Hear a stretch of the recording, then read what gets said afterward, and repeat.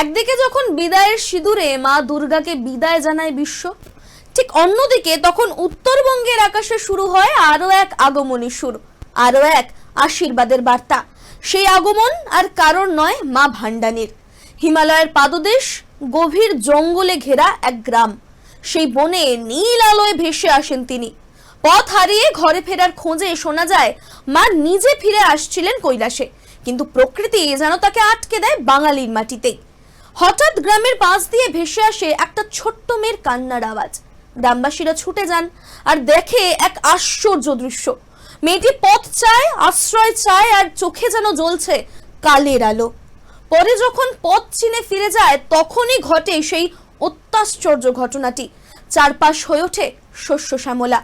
তখনই বোঝা যায় এই শিশু কোনো সাধারণ শিশু নয়, তিনিই দেবী অন্নপূর্ণা, ভান্ডানীর রূপে ফিরে এসেছেন। সেই থেকে ময়নাগুড়ির বার্নিশ গ্রাম হয়ে ওঠে দার্জিলিং, কোচবিহার, পুরুলিয়া, সমগ্র উত্তরবঙ্গে শুরু হয় ভান্ডানী পূজা। দশমীর পরে একাদশীর সকালেই শুরু হয় এই নতুন উৎসব, নতুন প্রত্যাবর্তন। মা ভান্ডানী বাঘের পিঠে চড়ে আসেন অসুর বধে। তার আগমন শান্তির প্রতীক, শস্যের আশীর্বাদ। তিনি গ্রাম বাংলার ঘরে ঘরে লোকদেবী হয়ে থাকেন। শোনা যায় পুজোর রাতে কেউ জঙ্গলের পাশে গেলে আজও নাকি শুনতে পান সেই ছোট্ট মেয়ের কান্নার আওয়াজ। এটা আসলেই কি মা ভান্ডানীর আহ্বান?